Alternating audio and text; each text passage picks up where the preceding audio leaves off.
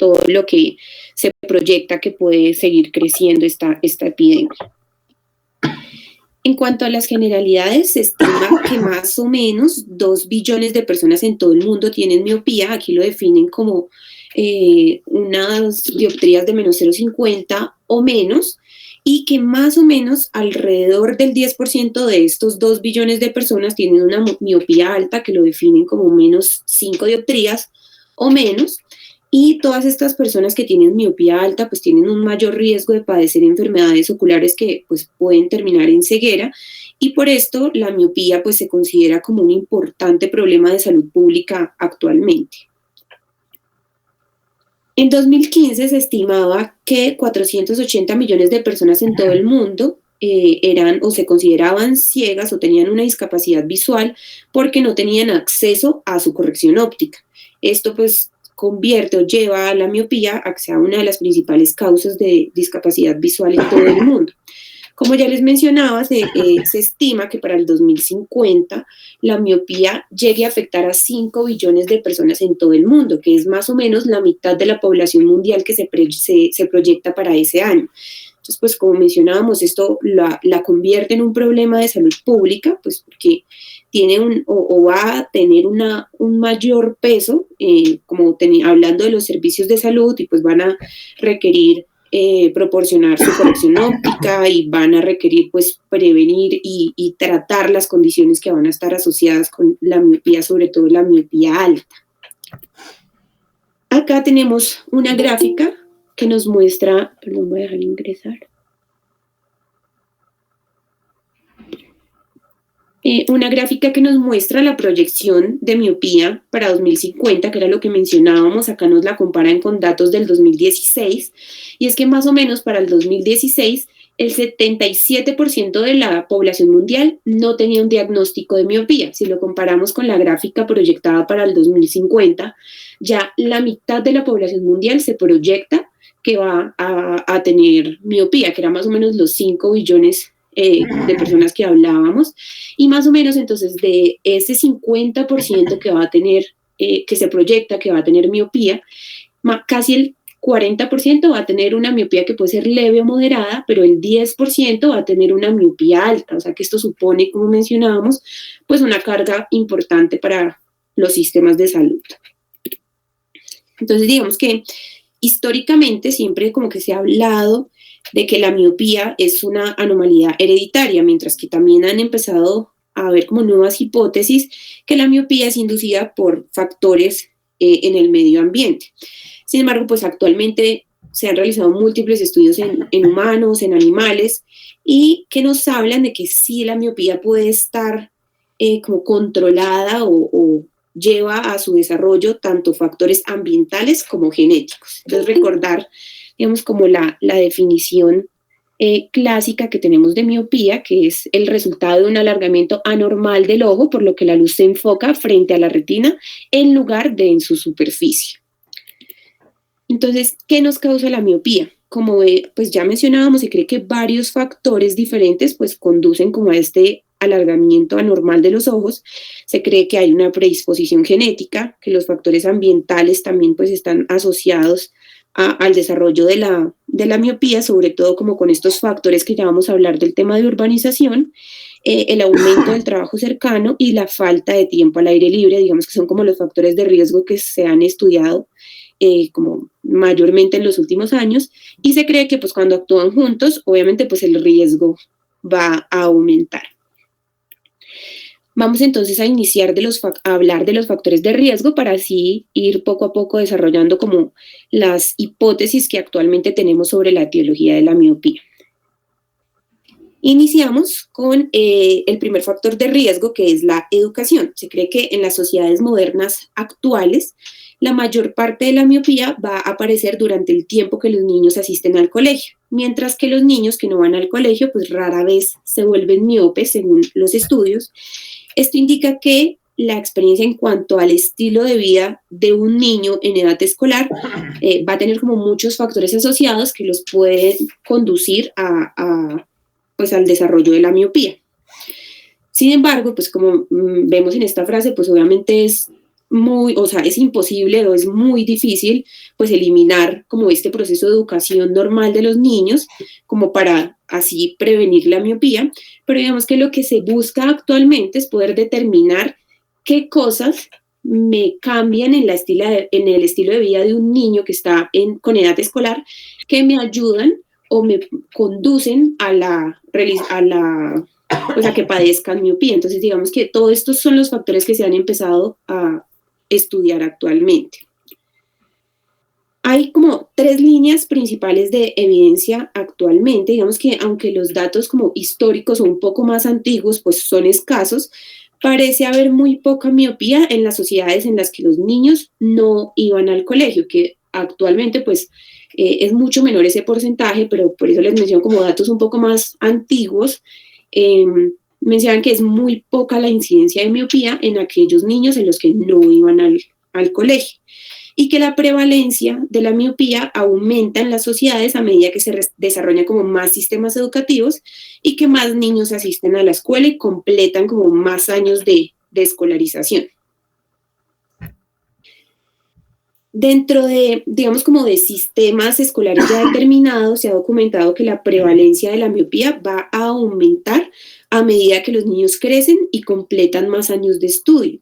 Los niños que están matriculados sobre todo lo mencionan como en colegios con una orientación que es como más académica, o aquellos niños que tienen calificaciones más altas, tienden a ser más miopes. Esto, digamos, también se confirmó ya en adultos, que como que entre más tiempo estudian o entre más tiempo están expuestos a estas tareas, sobre todo cercanas, pues tienden a ser más miopes con el paso de los años. Entonces empezamos a hablar como de las hipótesis sobre el mecanismo causal, y la primera hipótesis específica sobre estos mecanismos, como la que estuvo más cerca a explicar esta etiología, fue que el trabajo cercano pues va a requerir más acomodación y que esto me puede llegar a estimular el crecimiento del globo ocular o a tener una mayor longitud axial. Esta hipótesis, digamos que cuando se empezó a hablar de este tema, tuvo como un fuerte apoyo cuando se demostró que la atropina, que es un antagonista muscarínico que bloquea la acomodación, también le puede llegar a bloquear o a ayudar un poco a detener el desarrollo de la miopía. Esto ya también lo vamos a ver más adelante, pero pues fue algo que me apoyó esta hipótesis como del mecanismo de acomodación que requieren las tareas cercanas. En cuanto al uso de dispositivos digitales, pues esto nos lleva al aumento del trabajo de cerca y la disminución de la actividad al aire libre. Esto se cree que está asociado con con el retraso de la acomodación y que hay una respuesta acomodativa como insuficientemente fuerte a los objetos cercanos, lo que me va a colocar como el plano de mejor enfoque detrás de la retina. O sea, me va a producir un desenfoque hipermetrópico, que esto es como también uno de los factores que se ha empezado a estudiar más actualmente. Entonces se cree que han habido múltiples como estudios en animales que me han demostrado como este desenfoque hipermetrópico, y este desenfoque hipermetrópico me puede llevar a estimular un crecimiento o un aumento de la longitud axial, como lo vemos en la imagen. Lo mencionan como que pueden haber elongamientos de la longitud axial como en zonas puntuales del ojo, o tener un elongamiento, pues digamos, como completo de toda la longitud axial del ojo, que me va a llevar o que va a estar provocado por ese desenfoque hipermetrópico. Y por ende, pues si vamos a tener un alargamiento axial del globo ocular, pues me conduce al desarrollo de la miopía. Quise traerles este estudio que me pareció muy interesante, como de muchas cosas que se están hablando durante los últimos años, con el fin de esclarecer la etiología de la miopía, y es este artículo que es Lectura y miopía, la polaridad del contraste se importa. Este fue un estudio publicado en Alemania en el 2018. En este estudio trabajaron en modelos animales, digamos que lo que principalmente trabajaron en este artículo fue las vías on y off de la retina, que ellos, digamos que pues, nos cuentan ahí que en múltiples estudios se ha demostrado que pueden llegar a tener efectos sobre el crecimiento del globo ocular. Ellos utilizaron un software que estaba pues desarrollado, digamos, como a la medida de lo que ellos querían buscar, y procesaban fotogramas de video de un entorno visual y que pues permitía, digamos, como cuantificar las intensidades de los estímulos on y off de la retina. Acá, entonces, digamos que las dos principales cosas que ellos quisieron como demostrar en este estudio era qué pasaba con esas entradas on y off de la retina. Si estamos mirando, ellos lo referían como en un entorno natural, o sea, como estar mirando, digamos, un poco más visión lejana, mirando al infinito, por decirlo así, y no tanto en visiones cercanas. Ellos como que pudieron o lograron obtener fotogramas de qué pasa cuando una persona, bueno, en ese caso, pues lo estaban haciendo en modelos animales que ellos creían que se podía extrapolar a los humanos. ¿Qué pasaba cuando en esos modelos animales los ponían a mirar como a algún objeto lejano? ¿Y qué pasaba cuando los ponían a, digamos, como a observar objetos mucho más cercanos? Para los objetos cercanos, ellos trataron de estudiar como dos respuestas principales. Ellos ponían a observar a los modelos animales una lectura, o sea, digamos como letras, por decirlo así, en un fondo blanco, o sea, letras negras en un fondo blanco, versus comparándolo con un modelo al revés, un fondo negro con letras blancas. Entonces, digamos que en ellos lo que lograron demostrar es que estos modelos animales que los colocaban a ver como lo que les menciono, como al infinito, las respuestas on y off estaban como equilibradas. Si ponían a observar un texto negro sobre papel blanco, se estimuló la vía off de la retina, versus un texto blanco sobre papel negro que estimuló las vías on. Esto ya lo vamos a entender un poco mejor acá en estas imágenes, que si observamos era lo que yo les mencionaba ahorita en la imagen A, era texto de color negro sobre un fondo blanco, que me estimulaba más. Si vemos en las gráficas, ahí nos representan en rojo las vías off y en verde las vías on. Entonces, si vemos ese fondo blanco con letras negras, me estimulaba más la vía de respuesta retiniana off, versus colocar letra blanca en fondo negro me estimulaba más las respuestas retinianas de la vía on. Entonces, digamos que ellos, lo que les mencionaba, trataban de diferenciar qué pasaba como con estos contrastes, que si recordamos ese es como el título de su artículo, como la polaridad del contraste, si tenía que ver un poco como con estas respuestas on y off de la retina. Versus si lo comparábamos, como ya mencionábamos, como con esta respuesta ante lo que ellos determinaban como entornos naturales. Simplemente estar viendo ya un objeto lejano que pues obviamente va a tener muchas más polaridades de contraste, y acá lo que ellos encontraban era que estas respuestas on y off de la retina estaban mucho más equilibradas. Si vemos en la gráfica como que las respuestas eran muy similares y no había una vía como preferente a la otra. Esto, digamos, ¿por qué es importante para el tema que estamos tratando actualmente? Y pues simplemente pues para recordar que el sistema visual pues lo organizamos como en estas vías de encendido o apagado, y las células ganglionares de la retina pues tienen o están organizadas como en campos circulares que se organizan en estructuras ya sea de centro on, periferia off o al revés. Y se cree que pues hay claras diferencias funcionales entre estas vías de respuestas como encendido y apagado. Por ejemplo, la sensibilidad al contraste se va a reducir cuando el canal on está bloqueado. O sea, digamos que este canal on es lo que nos va a permitir mayor sensibilidad al contraste. Por otro lado, la vía off nos va a mediar una mayor resolución espacial. Se cree que, digamos, desde varios años atrás, inclusive nos mencionan desde 1991, se ha venido estudiando que estas vías de respuesta on y off tienen efectos selectivos sobre el crecimiento ocular y pues por ende en el desarrollo de miopía.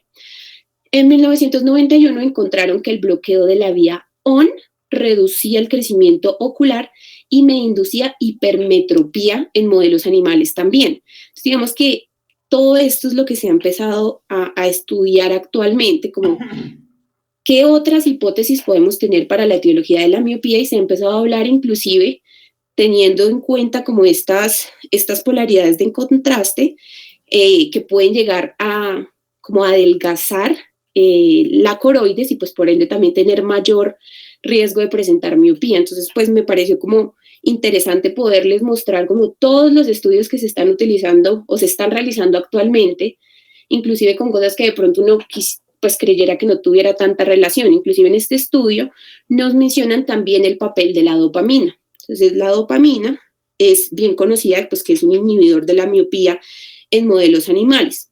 Se cree que esta dopamina inhibe el alargamiento axial. Entonces, también múltiples estudios actualmente están tratando de comparar la liberación de dopamina retiniana después de esta estimulación de las vías on y off de la retina. Entonces, pues, se están realizando múltiples estudios alrededor de todo esto. Como les digo, pues a mí me pareció puntualmente muy interesante porque de pronto son cosas que uno, pues de pronto no les encuentra como mucha relación, pero pues finalmente con todos estos nuevos estudios sí se está documentando que estas respuestas on y off de la retina sí pueden tener relación puntualmente como con el alargamiento axial del globo ocular.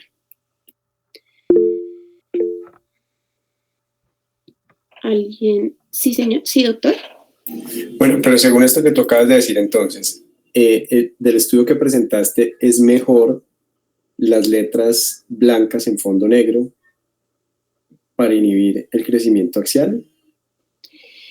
Sí, doctor. Digamos que ellos lo que mencionaban es que el bloqueo de la vía ON es lo que nos reduce como el crecimiento ocular.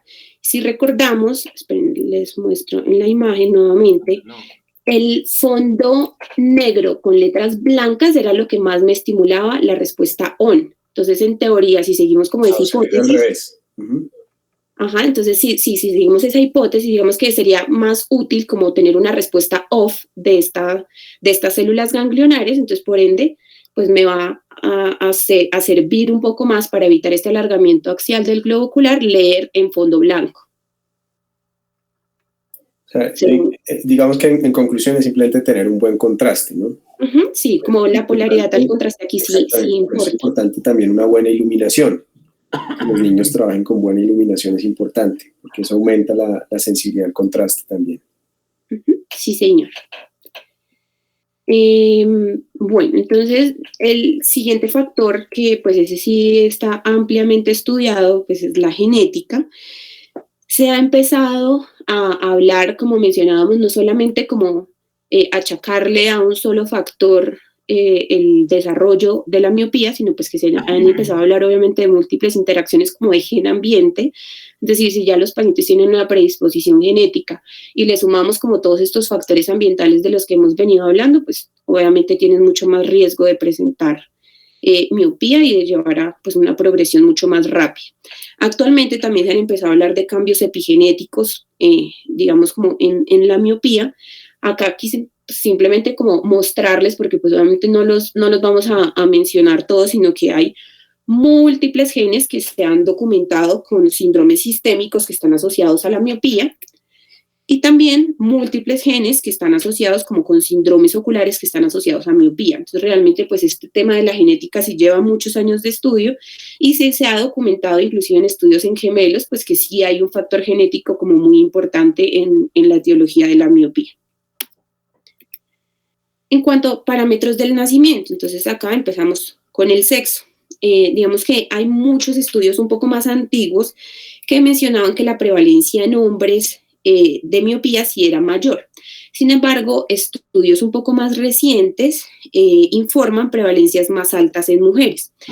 Esta variabilidad no sugiere como un vínculo biológico directo entre el sexo y miopía, sino que más bien sugiere que estas asociaciones pueden estar mediadas también como por factores sociales. Digamos que esta relación la mencionan como que es muy confusa y puede verse como influenciada también por la participación como diferencial de los distintos sexos en las actividades, por ejemplo, pues al aire libre o en aquellas actividades como cercanas, independientes si están determinadas como biológica o socialmente. Es decir, que en los estudios que se han realizado actualmente, directamente no relacionan como algún sexo con mayor riesgo de miopía, sino que se cree que pueden estar más bien asociadas a estos factores sociales: acceso a la educación, actividades al aire libre, actividades en visión cercana. Entonces, actualmente no se se cree que la prevalencia de miopía sea mayor en un sexo por el otro, simplemente como por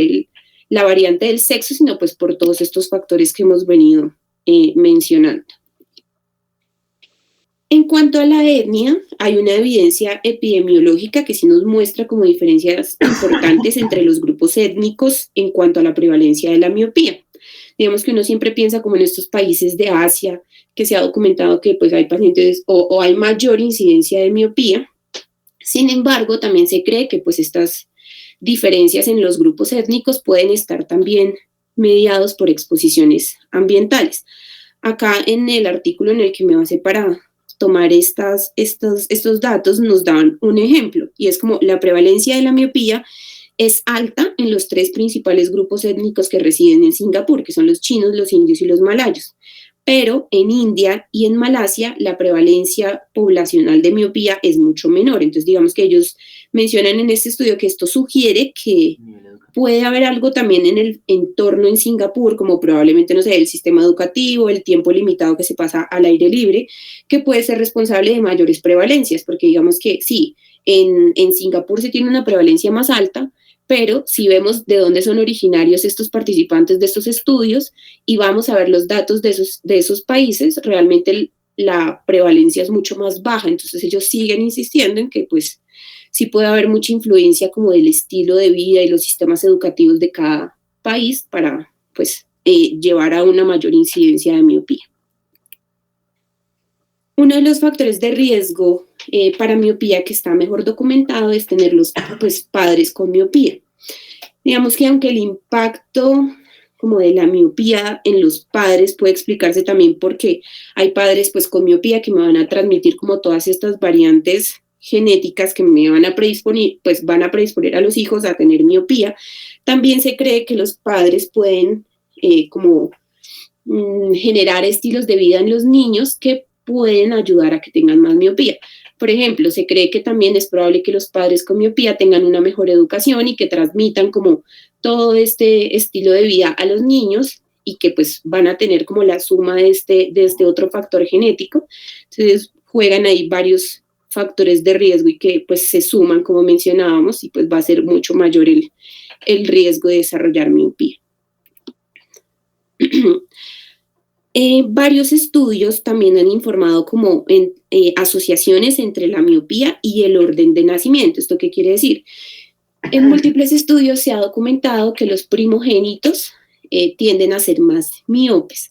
Sin embargo, pues también hay estudios como educativos, vamos a llamarlo así, que está bien documentado que los primogénitos generalmente reciben como más educación. Mencionan que se comparaban los niños de familias que tienen un solo hijo, que eran más miopes si lo comparamos con niños que tienen hermanos.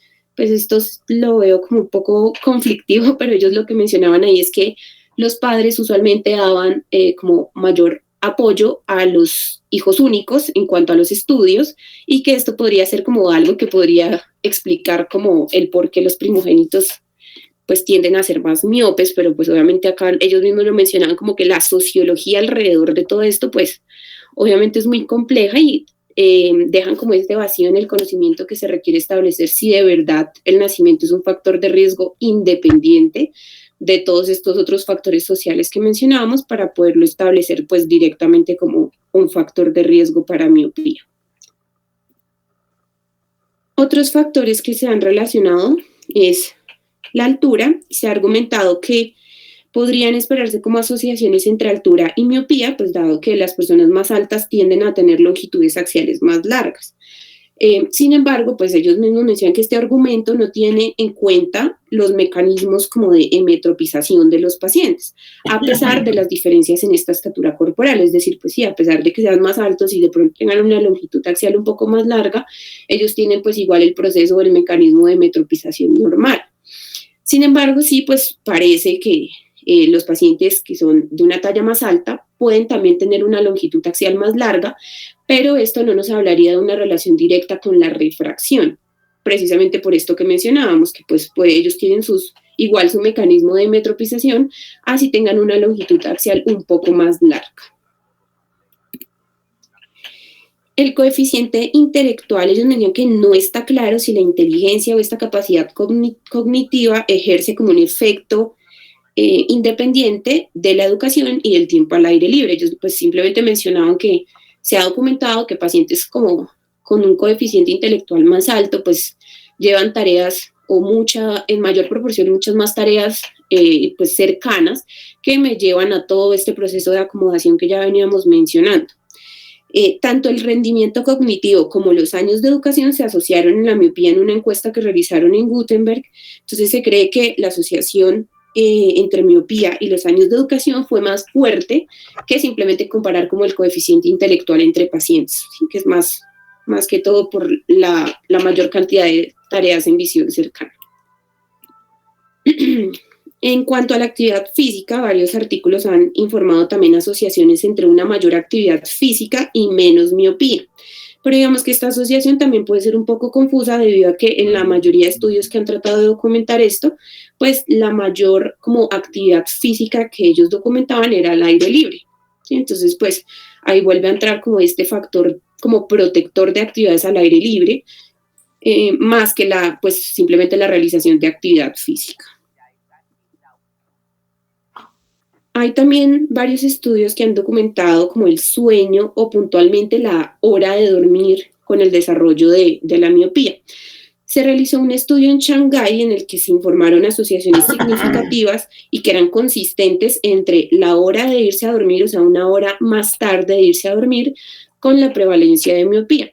Sin embargo, ellos sí documentaron entre más tarde se duermen, por ejemplo, estos pacientes que incluimos en el estudio sí tienen mayor prevalencia de miopía, pero además estos pacientes que tenían, digamos, como esta mayor incidencia de miopía, también tenían otros factores de riesgo asociados, y era como vivían en áreas urbanas, tenían padres mejor educados, tendían a despertarse tarde, pasaban más tiempo leyendo y frente a pantallas y pasaban menos tiempo al aire libre. Entonces también como que si vemos en estos últimos estudios, pues nos han documentado que como que muchas veces hay múltiples factores de riesgo que van sumando y pues que simplemente no se puede como atribuir a que simplemente pues se van a dormir más tarde, sino que pues tienen otros como factores de riesgo asociados. En cuanto al ritmo circadiano, también hay una como gran cantidad de evidencia de experimentos puntualmente en animales que respaldan la idea de que sí existen como estos ritmos circadianos o diurnos y que afectan los parámetros como la longitud axial y el grosor coroideo. Se cree que exposiciones anormales a la luz, o sea, ya sea mucha luz o mucha oscuridad por mucho tiempo, pueden llegar a provocar cambios en la longitud axial, ¿sí? O sea, sin importar cuál de las dos exposiciones, ahí sí como o mucha oscuridad o mucha exposición a la luz, pueden llevar a ocasionar pues estos cambios en el crecimiento del globo ocular. Esto sí es, digamos que lo hablaban más en estudios animales, pero pues es otra hipótesis que pues quería mostrarles de las que se está hablando actualmente. Queríamos mencionarles también un poco como pues recordar las intervenciones que se están realizando actualmente para la progresión de la miopía. Entonces iniciamos con la promoción para reducir el riesgo de miopía. Como ya veníamos mencionando, digamos que uno de los factores como más fuertemente estudiados para el desarrollo y la progresión de la miopía son las tareas en visión cercana. Entonces, ellos mencionan como hay factores que pues no podemos modificar, como por ejemplo la genética, la edad, el sexo, pero sí hay otros factores que podemos modificar puntualmente en el estilo de vida.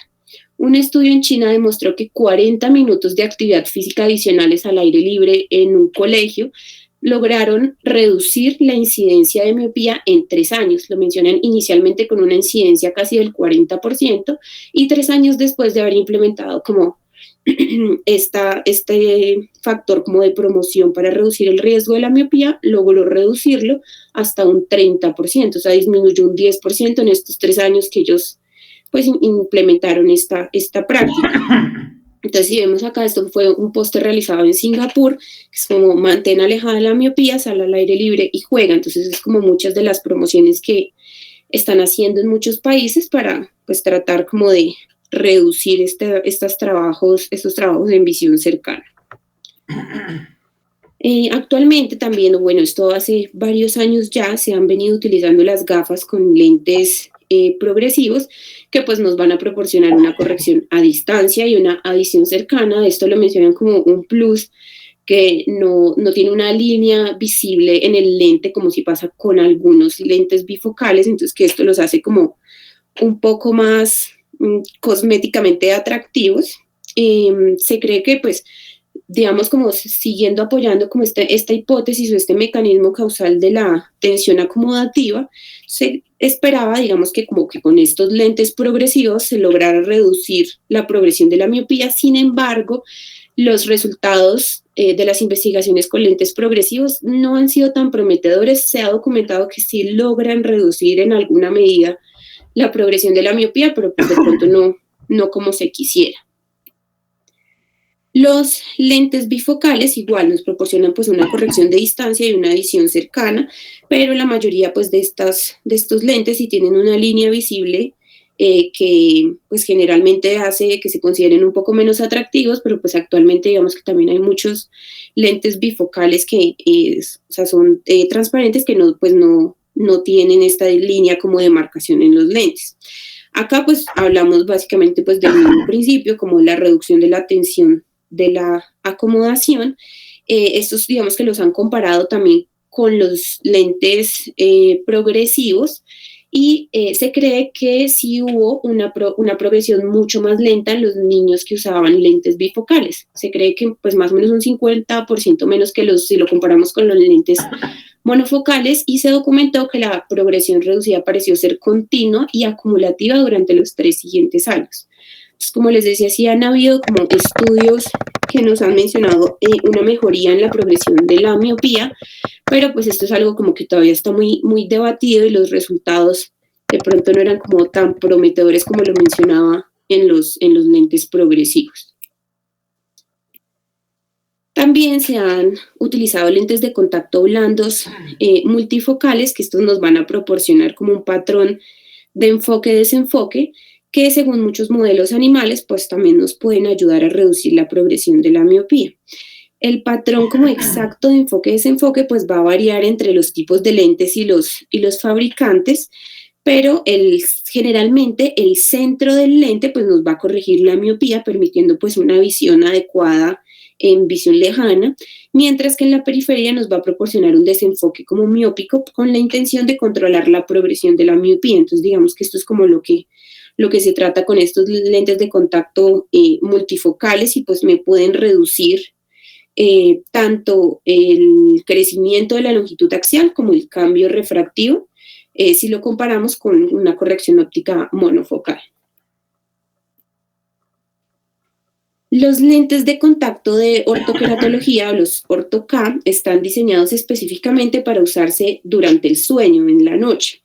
Estos van a actuar principalmente pues, en la superficie anterior de la córnea durante toda la noche. Como vemos en la imagen, lo que logran estos lentes de ortoqueratología es aplanar, sobre todo pues, la superficie anterior de la córnea, y esto pues me va a reducir el poder óptico del ojo. Y ya los lentes se quitan al despertar, pero las córneas logran mantener, digamos que esta nueva forma durante el día, y me proporcionan, pues digamos que esta corrección de la miopía sin usar lentes durante todo el día. Estos lentes de ortoqueratología se han utilizado durante muchos años para la corrección de la miopía, que realmente se utilizaban hace mucho tiempo. Esta práctica pues usualmente ya no se realiza pues con la misma frecuencia que se realizaba antes, pero se logró documentar que puede llegar a afectar la progresión de la miopía. Si bien ellos dicen que se desconoce como el mecanismo exacto para el control de la miopía con estos lentes orto-K, se cree que el desenfoque de la miopía periférica pues desempeña como un papel importante, o sea, algo así como lo que mencionábamos de los lentes de contacto blandos multifocales, como este papel de enfoque-desenfoque. En cuanto a las intervenciones farmacológicas en el manejo de la miopía, empezamos entonces a hablar de la atropina, principalmente en dosis bajas. La atropina, pues sabemos que es conocida por sus efectos cicloplégicos y dilatadores de pupila. Se sabe que no puede corregir la visión borrosa causada por la miopía, pero sí se empezó a documentar que tenía efectos en el control de la miopía. Inicialmente se empezaron a hablar de dosis muy bajas para causar como menos efectos secundarios y que me pueden igual ayudar a reducir la progresión de la miopía. Se empezó a hablar de atropina a concentraciones de 0.01%, 0.025 y 0.05%. Se cree que estos sí han tenido efectos significativos en el control de la progresión de la miopía.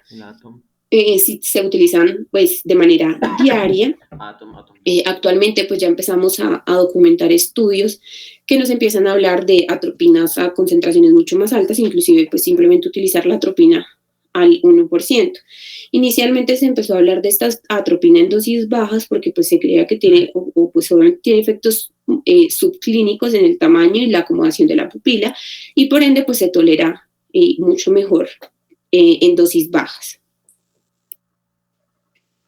Aún no sabemos exactamente cómo la atropina reduce la progresión de la miopía, pero pues se sabe que la atropina tiene un efecto relacionado con la dosis, también como lo mencionábamos, sobre la acomodación, el tamaño de la pupila, los niveles de dopamina en la retina y la actividad de los fibroblastos esclerales. Entonces aquí hay algo más que, como ya lo habíamos mencionado en el estudio que les conté anteriormente, vuelven a hablar de los niveles de dopamina. Entonces se cree, digamos que las dos hipótesis que tienen más peso actualmente es como los niveles de dopamina en la retina y la actividad sobre los fibroblastos esclerales.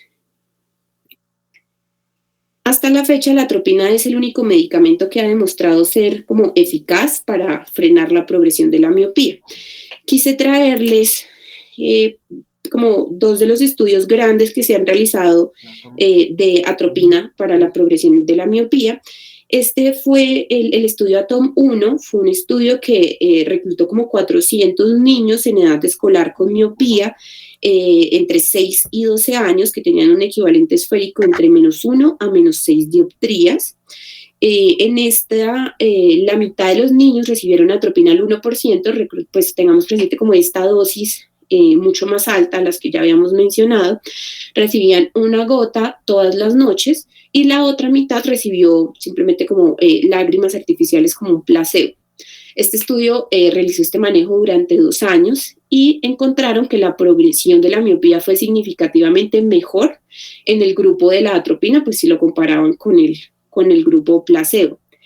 Posterior a estos 2 años se suspendió la atropina y los niños se observaron durante 1 año más. Se documentó que sí hubo un rebote de miopía más marcado en los niños que recibieron manejo con atropina, pero que a pesar de este rebote, la progresión de la miopía fue menor en los ojos tratados con atropina durante el periodo de los siguientes 3 años. Tuvieron muchos más efectos secundarios como fotofobia, deslumbramiento, pérdida de la acomodación y pues se encontró que el efecto ciclopléjico se recuperaba pues al suspenderlo a pesar del uso crónico durante 2 años de este manejo pues diario.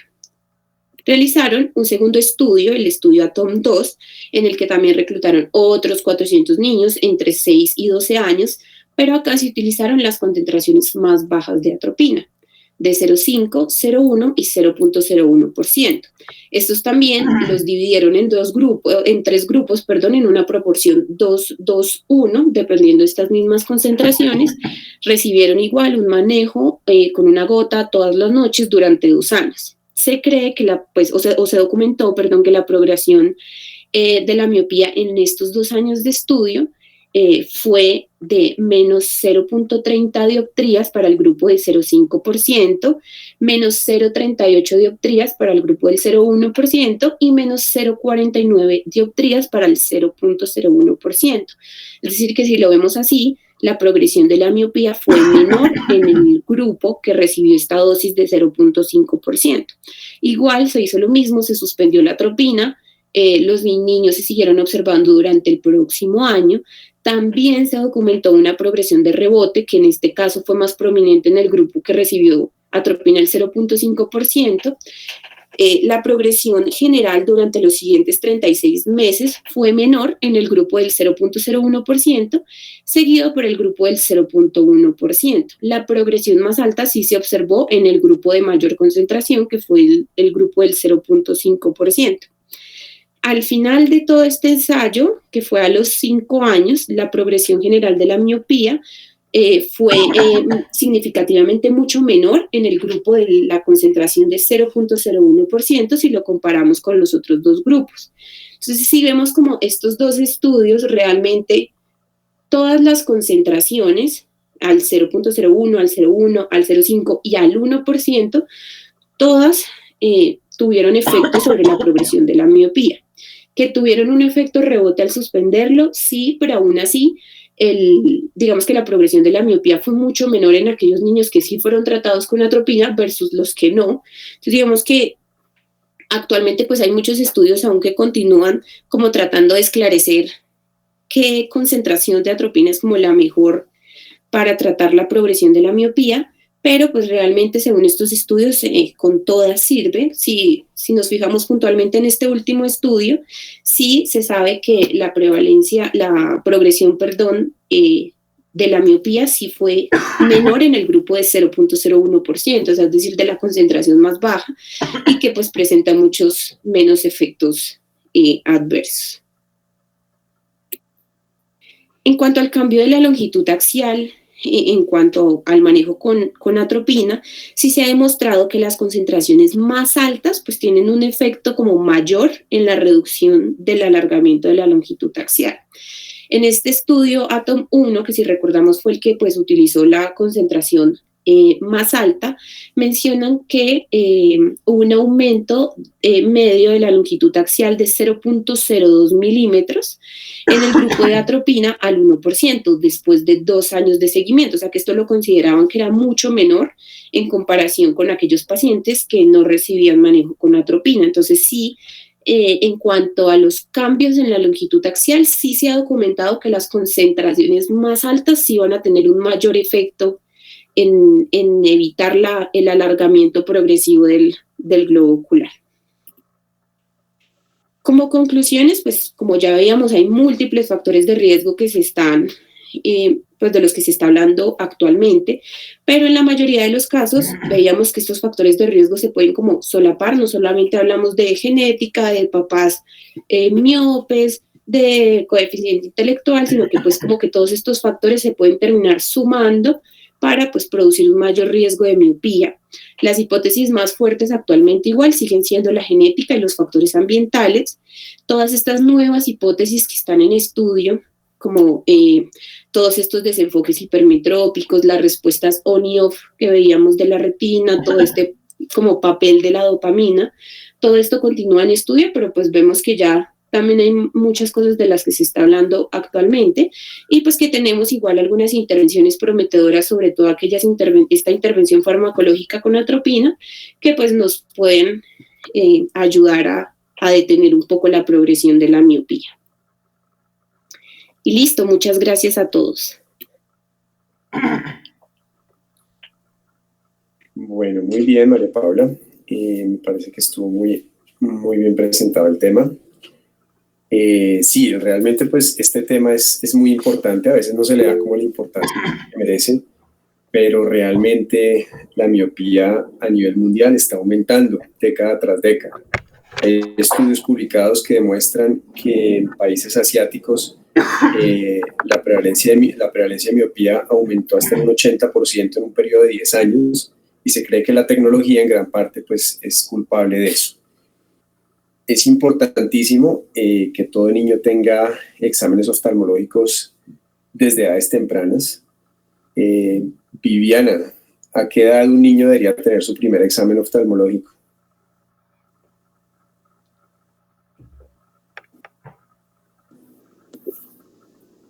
Pues lo ideal es hacer una evaluación para detectar si hay como algún defecto refractivo o algún que no lo vaya a ambliopizar. Entonces, pues como lo antes posible, pero no sé bien. Sí, esa respuesta está buena. Lo más pronto posible. Realmente, si ustedes le preguntan a un oftalmólogo pediatra, realmente desde el nacimiento deberían tener una valoración oftalmológica. Entre más pronto, mejor. Y esto al principio, pues obviamente uno no le va a hacer refracción a un bebé, pero sí hay que mirar ciertas patologías que pueden ser congénitas y que se deben detectar de manera temprana. Ya las refracciones empiezan más adelante, pero sí, un niño debería empezar controles desde bien pequeño, bien cercana al nacimiento y ya de ahí seguirlos periódicamente por ahí cada 6 meses, cada 4 meses, dependiendo de los cambios que presente el niño. Pero sí, digamos que la miopía pues empieza a desarrollarse en la edad escolar. Es importante diferenciar miopías de menos de 6 dioptrías de equivalente esférico a más de 6 dioptrías, que era la clasificación que hacían ahí en ese estudio. El límite es 6 dioptrías porque es que más de 6 dioptrías ya consideramos miopías altas. Y en el grupo de las miopías altas ya hay miopías que son patológicas, ¿no? Miopías donde ya hay cambios en la retina, miopías degenerativas. Queratoconos, por ejemplo, pueden producir miopías de más de 6 dioptrías de equivalente esférico, pero no porque el ojo, digamos, como tal sea miope, sino porque la córnea ya tiene una deformidad muy importante que produce esa miopía y produce esos cambios de longitud axial y de refracción, pero son más culpa de la córnea que de la longitud del ojo como tal, por así decirlo. Es decir, si a esos ojos de pronto se les hace una queratoplastia o algún tratamiento para queratocono, pues probablemente esa longitud axial o esa miopía corrijan de manera bien importante, ¿listo? Entonces sí es importante hacer esa diferenciación. Miopías de más de 6 dioptrías, de equivalente esférico y de menos de 6.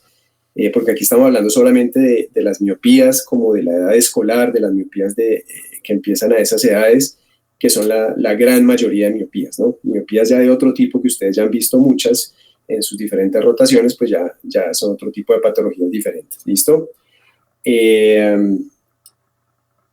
Todo lo que tú mencionabas de los estudios y todas estas teorías está demostrado que todo eso es cierto, porque la exposición al medio ambiente disminuye el riesgo de desarrollar miopía, pues no se sabe bien.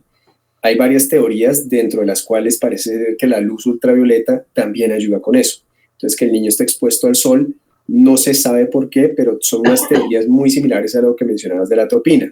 Puede ser que los niveles de dopamina cambien, puede ser que las fibras esclerales cambien por la actividad de los fibroblastos, pero no se sabe bien, son como teorías, ¿listo?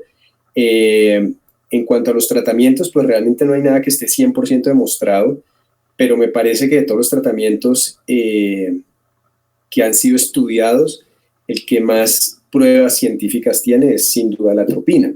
La atropina en concentraciones del 0.01%, que es lo que realmente se utiliza aquí en el país, aquí en la ciudad mejor, Evolucia lo prepara, creo que la Barraquer también lo prepara, y pues digamos que pues hay que pesar ahí el riesgo-beneficio, pero en términos generales es un tratamiento que sí tiene buena evidencia científica, no es una evidencia de primera clase, por así decirlo, pero sí hay algo de evidencia que puede demostrar que esto podría servir en algunos casos. Sin duda el factor genético, pues eso sí no se puede modificar. Hijos de miopes pues tienen mayor riesgo de ser miopes, eso sí no tiene mayor misterio y eso se sabe hace mucho tiempo. Pero sí, esto realmente es multifactorial y realmente pues es muy difícil uno aislar cada factor como para estudiarlo por aparte. ¿Qué otras cosas mencionaste así como importantes? Bueno, no sé, es que todo estuvo como bastante completo realmente. Mira, Andrés Felipe tiene levantada la mano. Hola doctor, buenas noches. Hola Pau. Hola Andrés Felipe. Hola. No, pues quería, pues sí, la revisión estuvo muy chévere, Pau. Sí, todas esas cosas de la genética, la parte del aire libre y eso. Y pues quería complementar un poquito al final lo de atropina. Pues ahorita, pues yo estoy en pediatría, ¿no? Entonces, pues obviamente eso expande todos los días.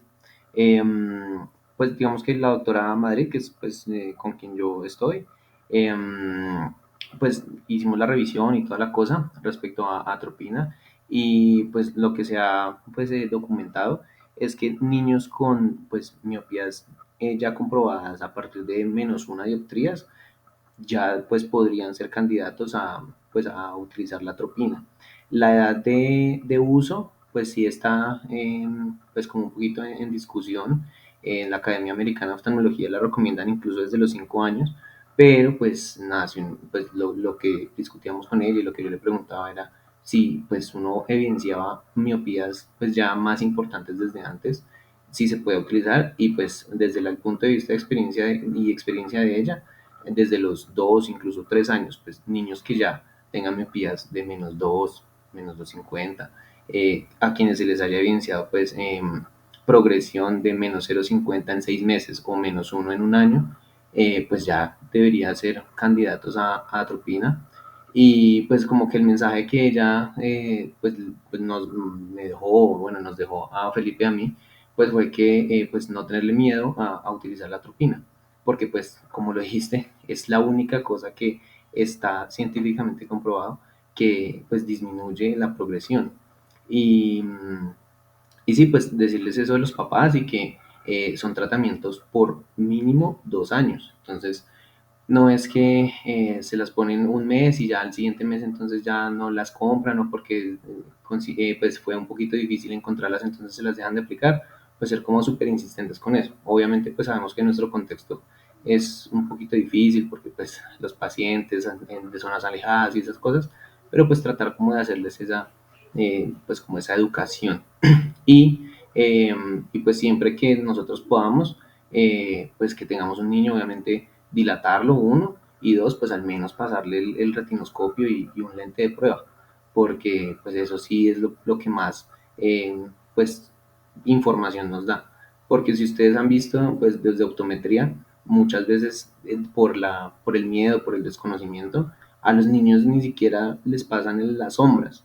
Entonces, queda uno ahí como, bueno, pero ¿y entonces? Ven un niño y apenas el fija, sigue, centra y mantiene y remisión a oftalmología porque no son capaces de abordarlos. Entonces sí, como, pues como ese mensaje. Sí, muchas gracias Felipe por tu aporte muy oportuno. La verdad la atropina no es costosa. Evolucia, yo no sé si todavía lo vende, pero Evolucia lo vendía muy Sí, económico, costaba vale menos de 80.000 pesos el frasco. Ah, bueno, ya le subió, pero sí, pero digamos que pues me parece que no es tan costoso como otros medicamentos de preparación magistral que pueden estar por encima de 200.000, 300.000 pesos. Y realmente, pues sí, digamos que lo que tenemos hoy en día, eso es lo que mejor evidencia tiene. Entonces, pues sí vale la pena proponérselo a los papás. Y realmente, pues las concentraciones que se utilizan hoy en día, la de 0,01%, no produce ningún efecto secundario como si lo producían esas concentraciones tan altas, pues que es la que utilizamos, por ejemplo, como cicloplégico para cuadros de uveitis o de trauma, de algún otro tipo de dolor ocular fuerte, donde obviamente sí causaba una midriasis importante y causaba una fotofobia importante. Pues realmente estas concentraciones bajitas no causan efectos secundarios.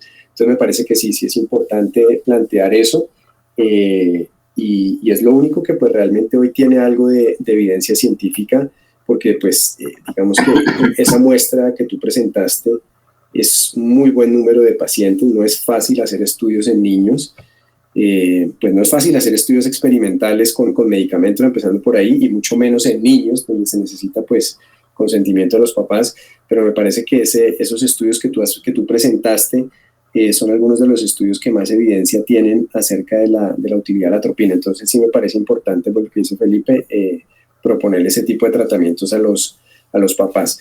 Hay algo importante que me acabo de acordar y quería pues recordarles, sobre todo a los R1, porque yo creo que a los demás yo sí en algún momento se los he mencionado, la cirugía refractiva para corregir la miopía no cambia el ojo, no cambia la longitud axial del ojo como tal, digamos que aplana la córnea central, cambia la forma de la córnea para que los rayos de luz lleguen a donde uno quiere que lleguen, pero realmente el ojo sigue siendo miope, y eso es importante que ustedes se lo expliquen a un paciente, porque digamos que los factores de riesgo, el principal factor de riesgo para alteraciones periféricas de la retina, uno de los más importantes, pues es obviamente la miopía.